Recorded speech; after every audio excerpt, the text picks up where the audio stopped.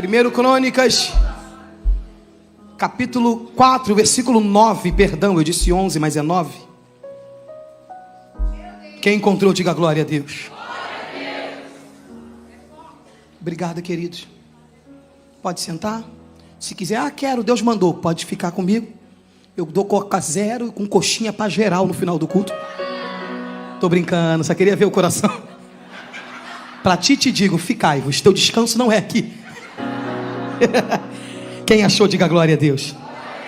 Diz assim a palavra do Senhor: e foi Jabes mais ilustre do que seus irmãos, e a sua mãe lhe deu o nome Jabes, dizendo: porque com dores o dei à luz. Jabes invocou o Deus de Israel, dizendo: ó, quem dera me abençoasses muito, e expandisses o meu território, que a tua mão esteja comigo, e preserva-me do mal, para que não me sobrevenha aflição. O final do texto diz assim: e Deus pensou no que iria fazer, não é isso? E Deus analisou o que iria fazer, é isso? E Deus concedeu o que lhe tinha pedido. Olha para quem está do teu lado. Já te expliquei que se olhar de qualquer jeito dá ódio. Olha cheio do Espírito Santo. Mostra pro cão que tu não está no velório, tu está num culto. Tem uma diferença. Ainda mais um culto da vitória. Se ainda fosse o culto da derrota, pastor, a gente até aceitava, mas é culto da vitória. Então tu já tem que estar com cara de vitorioso. Aponta o dedo de profeta, fala para ele, fala para ela: é noite de mudança de destino. Para ensaio ficou bom, tu pode falar com mais ânimo, diga: Deus te trouxe aqui para te dizer que Ele é Deus que muda destino. Fecha os teus olhos, põe a mão no coração. Pai, no nome de Jesus, oh Senhor, o que acabamos de ler agora foi a tua palavra, a mesma que o salmista diz que ela é lâmpada para os pés e luz para o caminho. Ela traz clareza para o presente, mas também aponta o futuro. Como servos da tua casa te pedimos, fale conosco uma vez mais, por intermédio da tua palavra, que todo espírito de dúvida, de perturbação, de incredulidade, de pânico, pavor, que todo ladrão de mente seja banido do nosso meio, na autoridade que é no nome de Jesus. Declaramos que todo espírito governante dessa cidade não terá êxito e nem irá impedir aquilo que o Senhor já projetou para essa noite. Fique à vontade, Senhor, para curar. Fique à vontade para libertar. Fique à vontade para salvar. Declaramos que os teus anjos ministradores têm total liberdade para descer e subir nesse lugar. Faça aquilo que está no teu coração. E devolveremos para ti a glória, a honra, o louvor, o domínio e a majestade, porque é tudo teu e a ti pertence. Em o nome do teu Filho amado Jesus Cristo. Quem concorda, diga amém. Amém. Se assente funcionando. São 9h12. Pastor Paulinho falou para eu ficar à vontade. 00:12 a gente fecha. Tu percebe a emoção? O espírito de engano tu percebe aí, ó. Rapaz, se der 10 da noite, você vai ver só neguinho indo embora com a bolsinha. Ainda manda pra amiga: corre que o Uber tá chegando. Olha pra cá, eu não vou demorar. Eu amo esse texto, como eu amo toda a palavra de Deus. E o que aconteceu nesse cenário, nessa história que nós acabamos de ler, foi o seguinte. A Bíblia diz no livro das Crônicas, no capítulo 4, o cronista está narrando os descendentes de Judá. E ele começa, no versículo 1 do capítulo 4, ele começa dizendo: os filhos de Judá foram Pérez, Esrom, Carmi, Ur, Sobal, Reaías, filho de Sobal. E ele começa. Quem gosta de ler genealogia? Eu amo.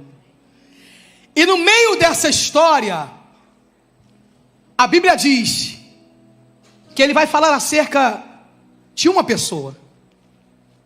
O que aconteceu foi o seguinte: o testemunho dessa pessoa foi tão extraordinário, mas tão extraordinário, que ele não conseguiu apenas citar o nome, ele teve que contar o testemunho. O que aconteceu aqui foi o seguinte: O cronista que está narrando a descendência de Judá se depara com um testemunho de alguém, e todo testemunho é extraordinário. Só que o testemunho desse camarada é tão absurdo, mas tão absurdo, que o cronista não consegue citar apenas o seu nome, ele tem que contar a sua história. Eu sei que nós já estamos na introdução, mas eu não vim passear em Portugal, eu vim ser profeta. Segura a mão de quem está do teu lado, e não segura na ponta, quem segura na ponta é falso. Vamos acabar com essa história. Cheguei no culto esses dias, fui dar a paz à pessoa, a pessoa fez assim: pastora Mona, paz. Falei: para! Me dá essa mão inteira. Nem pegou Covid na igreja, pegou no mercado. Olha para ele com autoridade, olha para ela cheio do Espírito Santo, meu sobrinho, e fala: o teu testemunho será tão absurdo que quando citarem o teu nome, vão ter que contar a tua história. Fala para ele, fala: vai ser mais ou menos assim. Não tem fulano, você não tem noção do que Deus fez na vida dele. Você não tem noção do que Deus fez na vida dela. Aí eu queria alguém para crer comigo nisso aqui. Quer? Escuta. O que aconteceu foi o seguinte: no primeiro século, o nome das pessoas, eles eram levados muito a sério. Não é como hoje. Eu engravidei, nossa última filha nasceu na pandemia. E grávida ainda, não sabia o nome, não sabia o sexo, melhor dizendo. E meu esposo dizia: amor, se for homem, eu já tenho um nome. Eu falei: qual? Ele: Arrascaeta. Eu falei para ele: o Senhor te repreenda. Tá bom, amor, Arrascaeta não, então Gabigol. Tem algum flamenguista aqui escondido? Tá repreendido. Ó, não é como hoje, alguém assiste um filme e diz: vou colocar. Alguém vê uma cantora e diz: vai ser Anitta, minha filha. Tá vencida. Tudo bem, nada contra. O nome no primeiro século, ele tinha uma importância tão grande para a família, que ele diz respeito ou ao presente, ao que a família estava vivendo, ou falava acerca do futuro, o que a família gostaria de viver, ou uma palavra profética acerca do que eles gostariam que aquela criança vivesse. O que aconteceu foi o seguinte: a mãe entra em trabalho de parto. Tem alguma mãe aqui de parto normal? Eu te respeito. Ah, Raquel, porque mãe de cesárea não tem. Eu sou mãe de cesárea, meu amor. Eu respeito as mães de parto normal. Ó, Deus é contigo. Nesse tempo, não tinha ultrassonografia. Você não sabia o sexo do bebê enquanto ainda estava no ventre. Só se descobria quando nascia. Isso até um dia desse, porque minha mãe diz que quando eu nasci, eu tenho 39 anos, embora pareça 19, aleluia. Quem riu está com inveja, não adianta. A minha mãe comprava roupinha branca, amarelinha, verde água, porque o que nascesse a pessoa entrava naquela roupa. Mas o que aconteceu foi o seguinte: pela dificuldade do parto, pela dor que esse trabalho de parto causou a essa mãe, quando essa criança nasce, a mãe olha para a criança e não consegue colocar outro nome a não ser dor. É literalmente colocar uma sentença baseada numa situação momentânea. A mãe tomou uma atitude de pôr sobre aquela criança uma sentença baseada na situação momentânea. Você está sentado aí, ou talvez esteja em pé, mas você há de concordar comigo. Quantas vezes você abriu mão de pessoas baseado na dor momentânea? Quantas vezes você desistiu do projeto de Deus para a tua vida baseado na dor momentânea? Quantas vezes você desistiu da promessa de Deus para você baseado na dor momentânea? O que eu preciso fazer, Raquel, para que essa situação mude? Entender que dor não é eterna. Vai passar. Catuca quem está do teu lado, fala: não disfarça que é com a gente que Deus está falando. Fala para ele, essa situação não é eterna.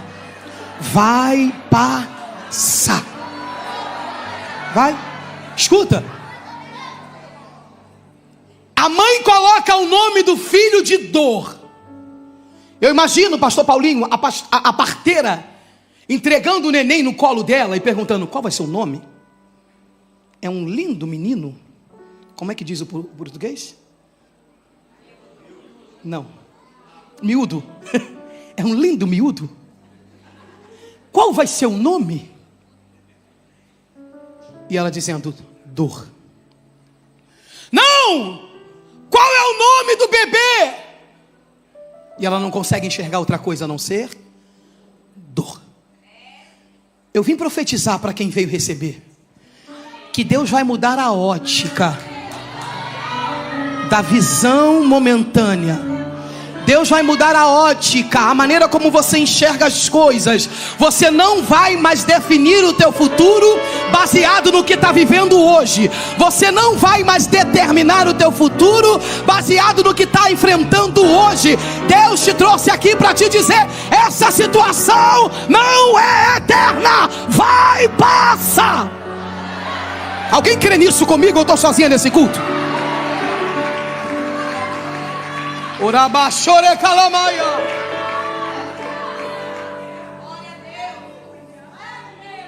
A vida de Jabes, ela vai ser guiada baseada no seu nome. Tem pessoas aqui que vivem a vida inteira dizendo, Raquel, você não tem noção da família que eu vim. Você não tem noção do que eu vivi na minha infância. Você não tem noção do que eu já enfrentei. E você não tem noção do que eu já passei. E aí você baseia a tua vida toda no que viveu lá atrás, na sentença que colocaram sobre você lá atrás. Só que preste atenção. O Jabes que era uma criança, o Jabes que era pequeno, cresce. Alguém aqui sobreviveu à escola? Você sabe que quem sobrevive à escola ele está apto para enfrentar qualquer luta na vida. Por exemplo, meu apelido era esmilinguido. Quem riu eu vou processar. Quem sabe aquela formiga do esmilinguido? Quem conhece? Eu só tinha cabeça, dente e promessa. Tá rindo, né, irmã? Vou processar. Olha aqui. Imagina Jabes na hora da chamada. A professora dizendo, José. Alguém presente. Jaqueline. Presente. Jabes sempre tem, irmão, um filho do capiroto para dizer, Dodói, Zé das Dores.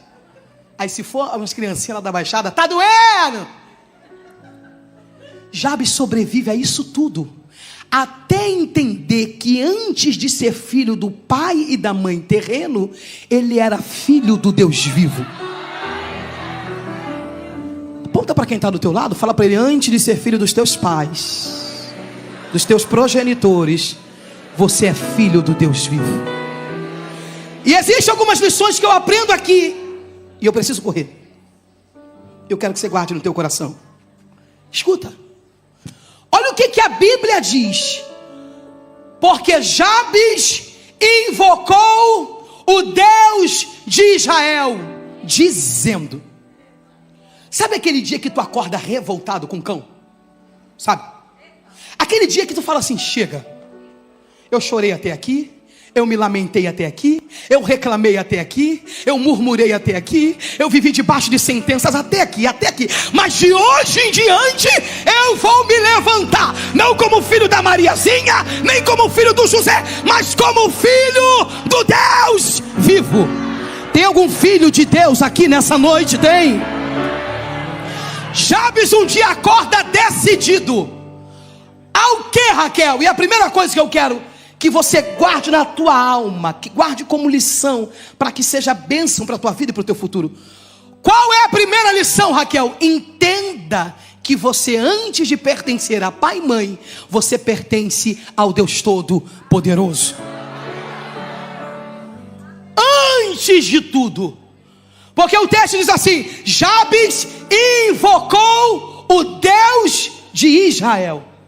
O que Jabes está dizendo aqui é o seguinte, Se Deus foi capaz de mudar o destino de toda uma nação, se Deus foi capaz de mudar o destino de toda uma geração, o que mais Ele não pode fazer por mim?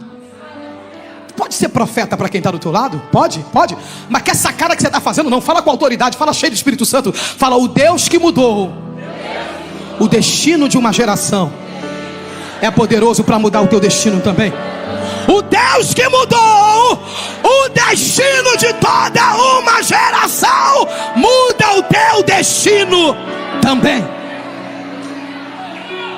Segunda coisa, olha o que o texto diz.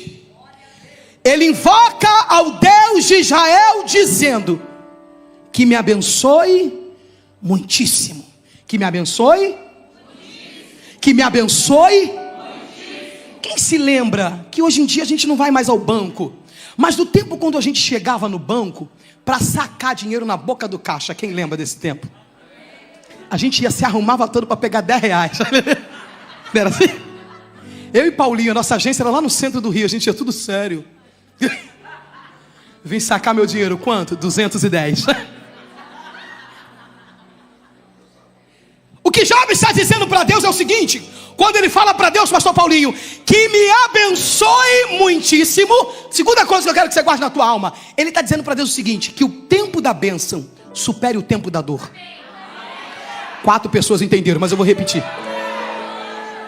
Job está dizendo para Deus: até aqui eu chorei, até aqui eu fui amaldiçoado, até aqui eu caminhei debaixo de uma sentença, mas de hoje para frente, de hoje em diante, eu vou caminhar debaixo da palavra que o Senhor liberou a meu respeito. Não é a palavra do meu pai, não é a palavra da minha mãe, não que as pessoas disseram, é aquilo que saiu da tua boca ao meu respeito. Alguém tem coragem de levantar a mãozinha e falar para ele que o tempo da bênção supere o tempo da dor, que o tempo da bênção supere o tempo do choro, que o tempo da bênção supere o tempo da perda? Alguém crê nisso aqui?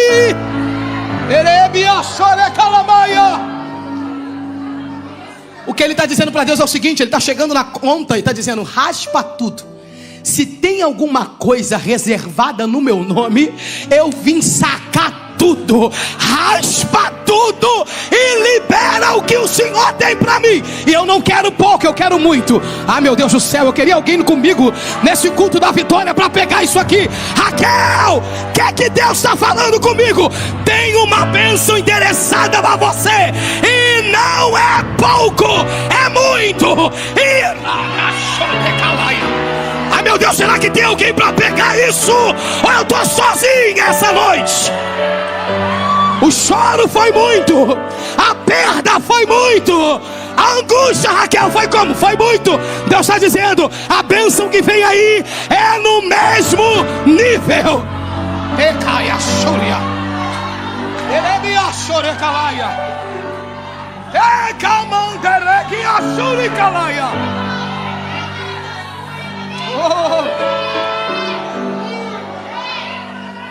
Olha para quem está do teu lado, fala: Deus vai superar, vai superar. É muito, o que está vindo aí é muito. Não vai dar para comparar. Não. Oh, meu Deus do céu, eu sinto a glória de Deus aqui, eu estou toda arrepiada. O espírito da profecia está aqui, pastor Paulinho.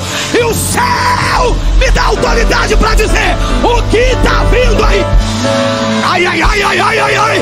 O que está vindo aí não vai dar para comparar, não vai.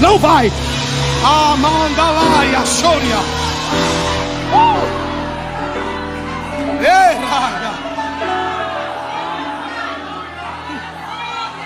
Que o tempo da bênção supere o tempo da dor.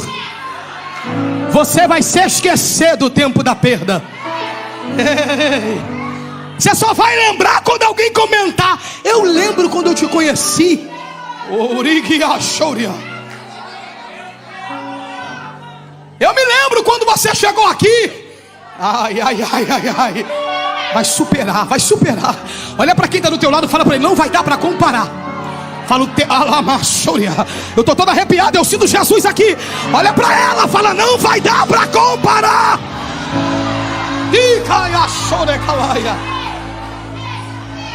Ele continua orando. Porque o que a gente precisa entender é que não existe mudança de destino para quem terceiriza a intimidade com Deus. Vou repetir porque tem crente fingindo que não ouviu.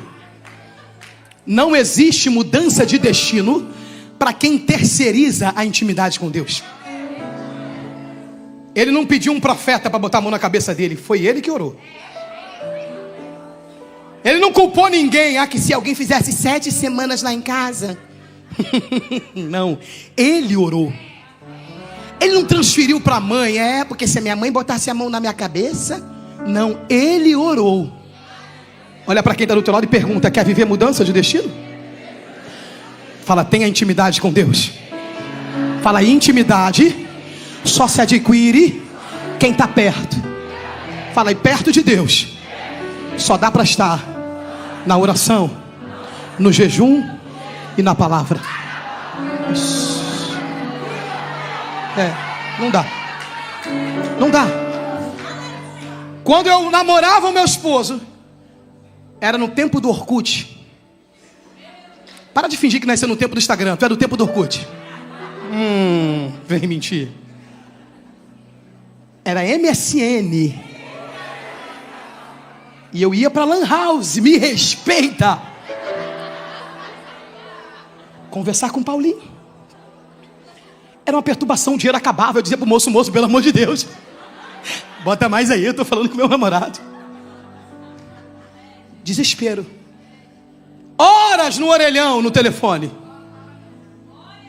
Para quê, Raquel? Para ter intimidade. Porque não dá para ter intimidade longe, só se tem intimidade perto. Ai, Raquel, eu amo a maneira como Deus usa os meus pastores. Pergunta para eles como é que é a vida que eles têm com Deus. Tem que estar perto. Ai, eu amo, Raquel, eu já vi fulano pregando. Olha, eu acho tão bonitinho. Intimidade só se tem perto. Terceira coisa que eu preciso que você guarde no teu coração. Jabes continua orando e ele diz assim: alargue as minhas fronteiras, expanda o meu território. Jabes não está falando aqui de anjo, de querubim, de serafim, de coisas espirituais. Ele está falando de terreno, terra. Alguns historiadores dizem que esse tempo era o tempo da repartição das terras, saída de exílio e restituição de terra. E o que acontecia era o seguinte: quando uma família recebia uma herança, essa herança era destinada ao chefe da família, ao patriarca. Se o patriarca morresse, passava para o filho mais velho. Historicamente falando, Jabes não é o primogênito. Jabes é o caçula ou um dos filhos. Então Jabes não tem direito a nada, não na terra, mas no céu. O que Deus quer nos ensinar essa noite é: pare de ficar se baseando na tua realidade, quando no céu eu já liberei uma palavra a teu respeito. Quando eu e você nos baseamos na nossa realidade, então de fato nós não cremos naquilo que Deus disse. Porque quem crê se comporta como tal. Catuca quem está do teu lado e pergunta: está entendendo ou está fingindo? Hein? Tinha uma brincadeira quando criança, tão idiota. Rapaz, Deus deu cada livramento de morte pra gente. Ficava um amigo na frente, um amigo atrás e uma pessoa no meio. A gente ficava duro assim igual estátua e se jogava pra frente. O amigo da frente segurava. Se jogava pra trás, mas tinha que ser reto assim, ó. E não podia olhar pra trás. Rapaz, eu já tive traumatismo no crânio umas 3 vezes. Você tinha que confiar que a pessoa ia te segurar. De vez em quando o capiroto usava uns amiguinhos, eles saíam, aí a pessoa, bum. Confiar em Deus é nesse nível. Tu se joga sem olhar para ver se ele está lá. Ou você acredita ou você duvida, não existe meio termo. Catuca quem está no teu lado e fala: não disfarça, que é com você que Deus está falando. Que daqui de cima, pastora Mona, eu vejo um olhar tipo assim: essa palavra era para Cláudia. Falei para Cláudia, vamos pro culto. Faça sonsa não, é para Cláudia, é para tu também. É para mim também. Com Deus ou eu creio ou eu duvido. Não, Raquel, é porque Deus sabe. Ele está dizendo: eu sei, mas não concordo.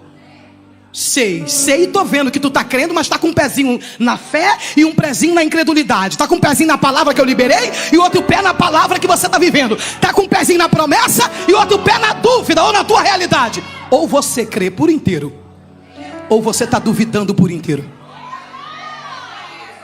Não tem meio termo. O que Jabes vai falar para Deus é o seguinte: alargue as minhas fronteiras.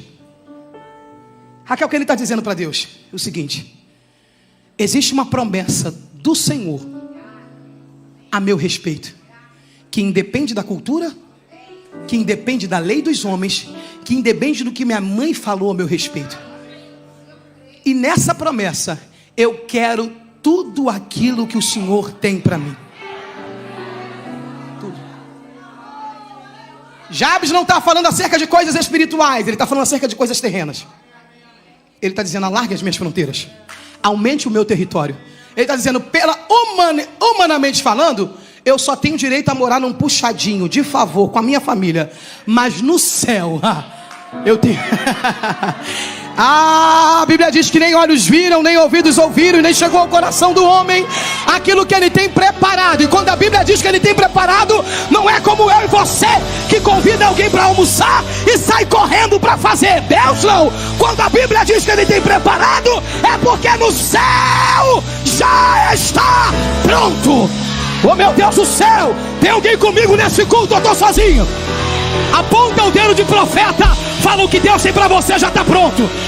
Está pronto, está pronto. Ai meu Deus do céu, tem alguém comigo aqui? Ei! Iriguia Shuricalaia. Está pronto. Está pronto, está pronto, está pronto. Há uma graça de Deus aqui. Está pronto.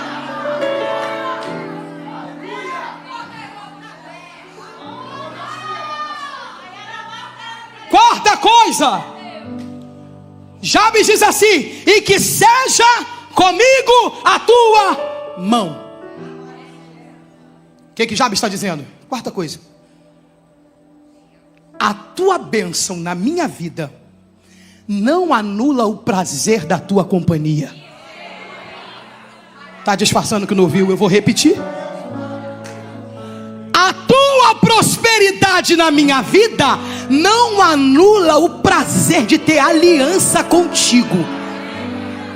A tua companhia vale mais que carro, vale mais que casa, vale mais que dinheiro, vale mais que porta aberta. Não.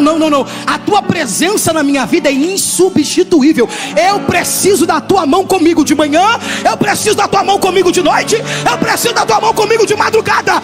Eu não abro mão do relacionamento contigo. Deixa eu só te falar.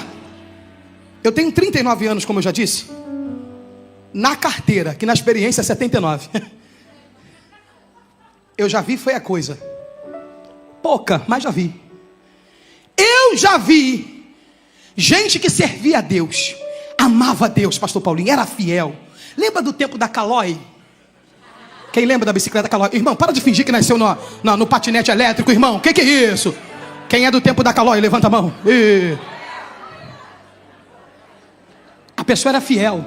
Ia para EBD, a esposa sentadinha de lado na garupa. Não era assim? Toda evangélica, a biblinha aqui. Paz, caminhando eu vou para Canaã. Olha aqui, não faltava um culto. Deus é bom, Deus é fiel. Pastor, pode contar comigo. É porque eu amo a casa de Deus, é porque eu amo o Senhor, eu amo a presença de Deus. Deus é tudo, Deus é o meu ar. Deus Foi Deus dar um Fusca, sumiu. Estou te falando, não é fofoca, eu vi. Sumiu. Ei, eu não estou dizendo que você não tem que cuidar da tua vida, entenda, e você sabe do que Deus está falando. Eu estou falando de quando Ele te abençoa, você acaba, ao invés de priorizar a presença dEle, você começa a priorizar a bênção que Ele te deu. A companhia dEle nunca será inferior à bênção dEle na minha vida. A presença dEle nunca será menor do que aquilo que Ele fez na minha vida. Você percebe que quando Jesus realiza um milagre lá na vida de Pedro, quando ele chega para pregar na beira da praia, e ele pega o barco de Pedro emprestado. Quem lembra dessa história? Ele fala para Pedro: volte ao mar, jogue do lado direito. Você conhece a história? No final de tudo, eles obedecem a voz de Deus, a voz de Jesus, a ordem que Jesus deu. O barco fica cheio de peixe a ponto de quase naufragar. Volta para a beira da praia. Jesus vira para ele e diz assim: ó, a partir de hoje eu faço de vocês pescador de homens. Perceba que ao invés de ficar com o barco cheio, Pedro decidiu andar com aquele que tem o poder de encher o barco. É Pedro dizendo: a tua companhia é maior do que o barco cheio. A tua presença, eu sinto a graça dele aqui nesse lugar. A tua presença na minha vida é insubstituível. É o que Jabes está dizendo: que seja comigo a tua mão. Jabes está dizendo: eu quero que tu me abençoe, sim. Eu quero que o Senhor remova a maldição, sim. Eu quero que o Senhor alargue as tendas, as fronteiras, aumente o território, sim. Mas antes de tudo, eu quero a tua presença. Eu quero te ouvir de madrugada. Eu quero te sentir na minha casa. Oh meu Deus do céu! Tem alguém que faz questão da presença dele aqui? Tem alguém que faz questão da companhia dele aqui?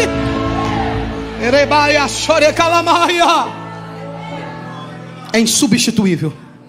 Ei, minha irmã, ei, meu irmão, não permita que Satanás coloque na mesa para que você decida entre a bênção e a promessa.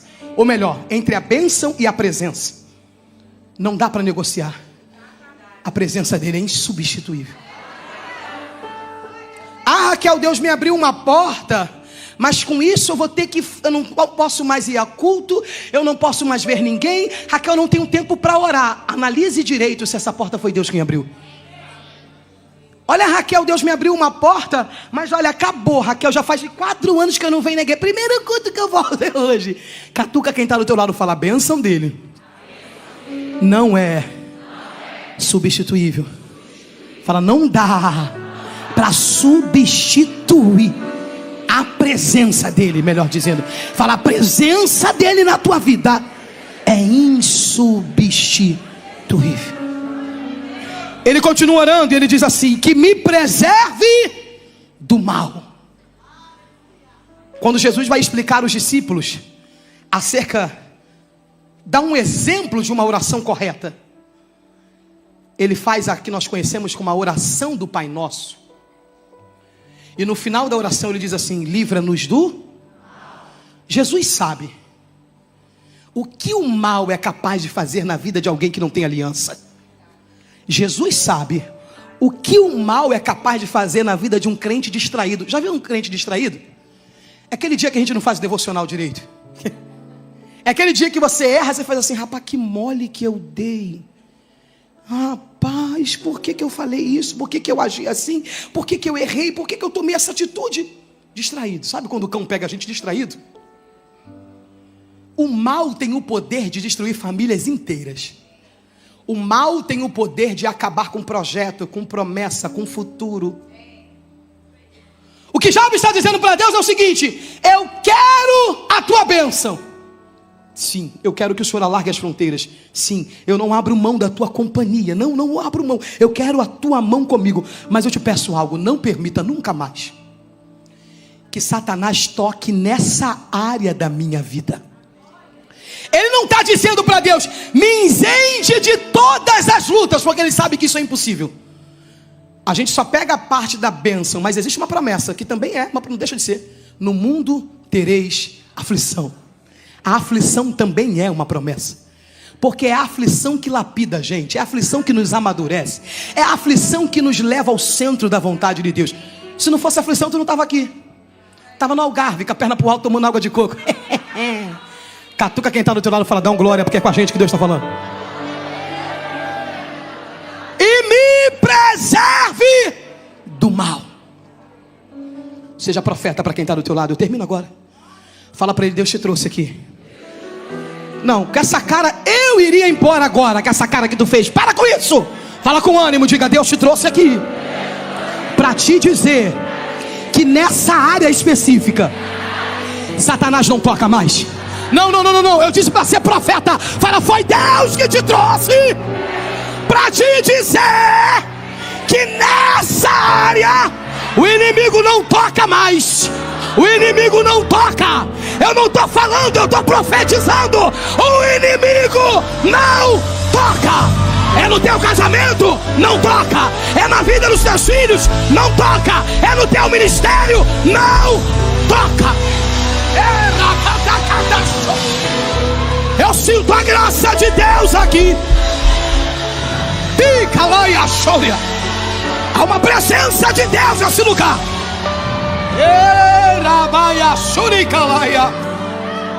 Outras aflições virão, mas nessa área o céu está dizendo: não toca.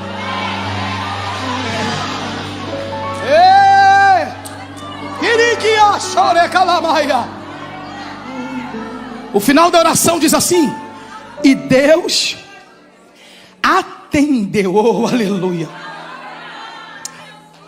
E Deus atendeu o que ele havia pedido. Eu aprendi. E última coisa, queria que você guardasse: Deus não atende desejo, Deus só atende pedido. Todas as vezes que Jesus iria realizar um milagre, ele perguntava: o que queres que eu te faça?